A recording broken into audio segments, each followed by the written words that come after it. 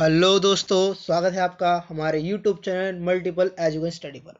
जैसे कि आप सभी जानते होंगे, अगर मेरे आप पुराने व्यूअर हो तो आपको पता होगा कि हमने माइक्रो लेसन प्लान की सीरीज चला रखी है, जिसकी 3 वीडियो अब तक हमने डाउन मतलब कि अपलोड कर चुके हैं। ठीक है। और ये जो वीडियो है 4th है। अगर आपने हमारी प्रीवियस वीडियोस नहीं देखी हैं तो मैंने डिस्क्रिप्शन में अपना लिंक लगवा रखा है, तो वहाँ जाके उन वीडियो को देख लेना, ताकि आपको अपने टीपी यानी टीचिंग प्रैक्टिस में कोई समस्या ना आ सके। तो आप चलते हैं अपनी अपने फोर्थ स्किल के ऊपर। तो पहले इससे पहले आपको एक चीज़ बताना चाहूँगा कि जो फोर्थ हमारी स्किल है उसका नाम है री इन्फोर्समेंट। ओके, पुनर्वनन कौशल। ठीक है, इसे कहते हैं हिंदी में। तो पहले समझ लेते हैं कि पुनर्वनन यानी कि री होता क्या है। ठीक है, उसके बाद उसके कुछ कंपोनेंट होते हैं, उनको भी समझेंगे। पहले इसकी मीनिंग पे समझते हैं, क्योंकि हर चीज़ को समझने के लिए उसकी मीनिंग बहुत ज़रूरी है, उसको समझना। अगर आप इसकी मीनिंग समझ गए तो आप इसका 50% जो कंसेप्ट है वो भी समझ ही जाओगे। तो सर, रीइंफोर्समेंट का मतलब होता है कि आप कभी भी teaching as a teacher teaching करते समय बच्चों को कुछ ऐसे शब्द बोलना या उनको बताना या बोलना, उनको मोटिवेट करने के लिए कुछ ऐसे शब्दों का प्रयोग करना ताकि बच्चे मोटिवेट हो जाएं।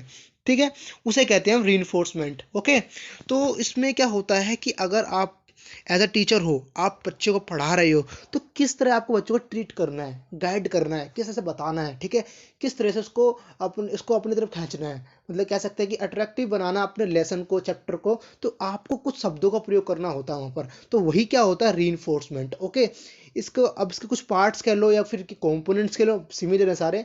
तो हम इनके पहले पार्ट समझते हैं। अगर आपने पार्ट उसको समझ लिए तो आपके लिए टीपी और लेसन प्लान बनाना बड़ा ही इजी हो जाएगा। तो चलते हैं दोस्तों अपने कंपोनेंट्स की ओर, यानी कि आपको किन किन बातों का ध्यान रखना है और किन किन बातों का ध्यान नहीं रखना है। ठीक है, तो चलते हैं अपने कंपोनेंट्स की ओर। दोस्तों, ये हैं कुछ कंपोनेंट्स हमारे रीइंफोर्समेंट स्किल के।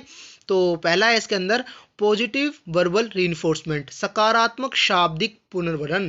इसमें क्या होता है दोस्तों, अगर मान लो आप इसके अंदर कुछ ऐसे शब्दों का प्रयोग करोगे जिससे बच्चा मोटिवेट हो, जैसे कि अच्छा, बहुत अच्छा, गुड, एक्सीलेंट, बहुत अच्छे, बहुत बढ़िया, शानदार, आपने बहुत अच्छा किया। यानी कि कई बार क्या होता है कि बच्चे, हम क्वेश्चन पूछते हैं तो बच्चे क्या करते हैं, उनका जवाब देते हैं। तो उस समय पर आपको शांत नहीं रहना है, आपको कंटिन्यूटी करने के लिए कुछ शब्दों का प्रयोग करना पड़ेगा क्लास में। तो आप क्या करोगे, जैसे कि किसी बच्चे ने, आपने कुछ क्वेश्चन पूछा, बच्चे ने आंसर दिया, तो आप बोलते हो वेरी गुड, एक्सीलेंट, जैसे कि अक्सर आप करते हो। ठीक है, तो ऐसा ही करना होता है। ठीक है, यही होता है हमारा सकारात्मक शाब्दिक पुनर्वनन, यानी कि पॉजिटिव वर्बल रीइंफोर्समेंट। यहाँ तो आपने बोला, बोल के करा। इसी प्रकार होता है एक पॉजिटिव नॉन वर्बल इन्फोर्समेंट, यानी कि सकारात्मक अशाब्दिक पुनर्वनन।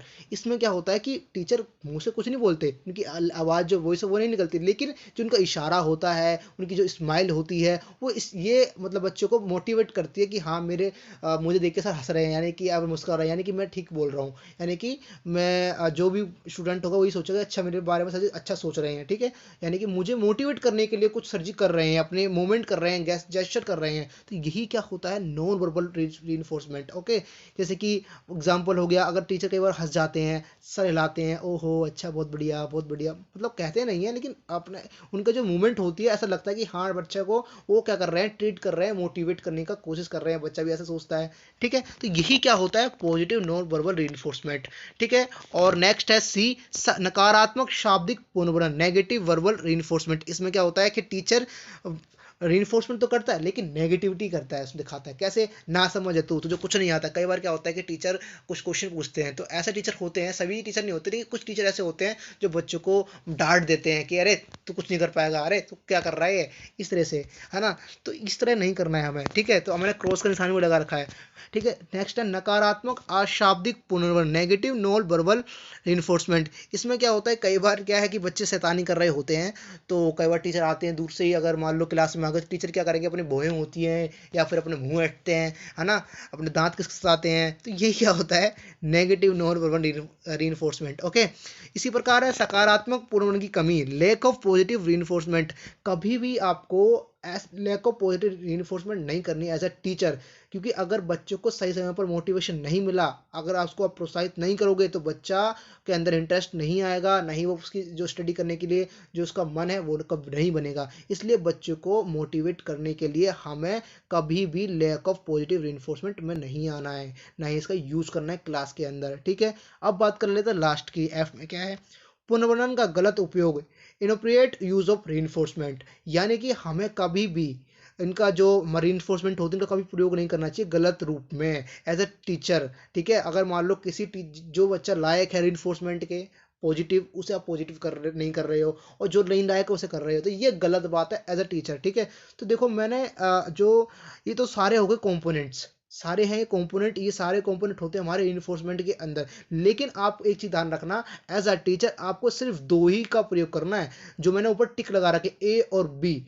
अगर ए और बी यानी पहला दूसरा ही यूज करना है आपको कंपोनेंट, अदरवाइज उनमें से कोई सा भी आपको एलपी पे नहीं करना है। क्योंकि बच्चों को हमें कभी भी डराना नहीं होता, धमकाना नहीं होता, कभी उनको डीमोटिवेट नहीं करना होता। हमारा काम क्या होता है, मोटिवेट करना, बच्चों को इंटरेस्टिंग अब पढ़ाई में करना, लगाना, उनका मन लगाना। ठीक है, तो इसलिए हमें, अब अगर मैं आपको अभी बनाऊंगा, अब दिखाऊंगा कि एलपी मैंने किस तरह बनानी है, तो उसमें मैं खाली इन्हीं दो का प्रयोग करूंगा कंपोनेंट। आपको इन सभी का यूज करने की कोई जरूरत नहीं और नहीं करनी चाहिए एज ए टीचर। ओके, तो चलते हैं अपनी एलपी के ऊपर। अगर आपने दोस्तों मेरी अगर लाइक नहीं किया तो प्लीज़ लाइक कर दें दोस्तों। ठीक है, क्योंकि बड़ी मुश्किल से बनाता हूँ ये वीडियो। और तो चलते हैं फिर एलपी के ऊपर है। जैसे कि आप देख रहे होगे अपनी स्क्रीन पर, तो वो ये फॉर्मेट सबका सेम फॉर्मेट रहता है। जैसे कि आप जानते हो, अगर आप मेरी प्रीवियस वीडियो देखी है तो आपको समझ गए होंगे, आपको रट गया होगा ये फॉर्मेट। नेम पहले आता है, पुपिल नेम आता है, ठीक है, डेट आती है, फिर सब्जेक्ट आता है, मैंने मैथ ले रखा है, टॉपिक सब्जेक्ट है मेरा यानी कि घटाव है, और क्लास आपकी जो भी है आप डाल देना। ड्यूरेशन 6 से लेकर 10 मिनट तक होता है, इससे ज़्यादा नहीं होता। ठीक है, और फिर नेक्स्ट आता है प्रारंभिक कथन। प्रारंभिक कथन मैंने आपको प्रीवियस अपनी वीडियो में बता रखा है कि उसमें क्या होता है कि आप जैसे क्लास में गए, डायरेक्टली पढ़ाओगे तो नहीं, डायरेक्टली बच्चों को कहोगे नहीं अच्छा है, अच्छा, गुड, एक्सेलेंट, तो ये कहोगे नहीं, नहीं ना। तो इसलिए अपने जाओगे तो क्या बोलोगे, पहले गुड मॉर्निंग कहोगे, बच्चे कैसे हो आप, आज सिट डाउन, बैठ जाओ, है ना। क्लास में अगर घूम रहे होंगे बच्चे, तो इस तरीके का होता है हमारा प्रारंभिक कथन। इनको ही कहते हैं प्रारंभिक कथन, है ना। तो इनका भी ध्यान रखना होता है कि बच्चे को किस तरह, अगर बच्चा कहीं घूम रहा है तो बच्चे को कहेंगे बेटा सिट डाउन हो जाओ, बैठ जाओ। ठीक है, इस तरह से ये हो गया प्रारंभिक कथन। ये तो होगी हमारी प्रारंभिक कथन की बात। ठीक है, तो अब कर लेते हैं हम कुछ अपने टॉपिक। जो मेन चीज़ है हमारी, मेन चीज़ तो यही है। ठीक है, तो पीटी एक्टिविटी का मतलब होता है पुपिल टीचर एक्टिविटी और स्टूडेंट एक्टिविटी। यहाँ पर लिखूंगा मैं स्टूडेंट की एक्टिविटी, और लेफ्ट साइड में लिखूंगा मैं पीटी यानी कि पुपिल टीचर की एक्टिविटी जो क्लास में होती है। ठीक है, और कंपोनेंट बहुत इंपॉर्टेंट चीज़ है, जैसे कि आप सभी जानते हो। ठीक है, और कंपोनेंट मैंने आपको समझा ही दिए हैं, और बाकी मैं आपको इसके अपने एलपी के अकॉर्डिंग समझाते रहूँगा हर चीज़, आपको कोई दिक्कत नहीं आने वाली है। ठीक है, कि ध्यान से देखना इस वीडियो को। तो इसमें क्या है कि जैसे कि अब समझो कि मैं क्लास में आ चुका हूँ। जैसे कि मैंने प्रीवियस अपनी वीडियो में बता रखा है कि मैं किस तरह समझाने की, मेरे जो तरीका है, जो आइडियाज़, मैं इसी तरह समझाता हूँ कि आपको समझ में आ जाए। जैसे कि मैं क्लास में आ चुका हूँ, ठीक है, और जैसे कि मैंने बच्चों से क्वेश्चन पूछा कि यदि तुम्हारे पास 10 टॉफ़ी हो, उसमें से आपने लोकेश को 3 टॉफ़ी दे दी, तो आपके पास कितनी बची। तो बच्चों का क्या आंसर होता है, 7। ये हो गया सकारात्मक पुनर्वनन। मैं बोलूँगा बहुत अच्छे, शाबाश बेटा, बहुत अच्छे। ठीक है, ठीक है, तो मैं यहाँ भी जो मैंने एरो लगा रखा है, यहाँ भी आएगा सकारात्मक पुनर्वनन। ओके, इसी प्रकार फिर मैंने बोला शाबाश बच्चों, तुमने कौन सी सक्रिया का प्रयोग किया, यानी कि कौन से साइन का प्रयोग किया। तो बच्चों ने होता घटाव। मैंने कहा बहुत बढ़िया, बहुत अच्छे, बहुत बढ़िया। क्या तुम बिना कागज और कलम के 50 में से 20 घटा सकते हैं। बच्चों ने बोला हाँ। तो उसने बच्चों ने क्या कहा, घटा दिया, 48 निकाल दिया। लेकिन 50 में से 20 जाएंगे तो आपको भी पता हो दोस्तों 30 बचते हैं, है ना। तो लेकिन मैंने 40 यहाँ पर इसलिए लिखा है कि बच्चों की कमी दिखाने के लिए।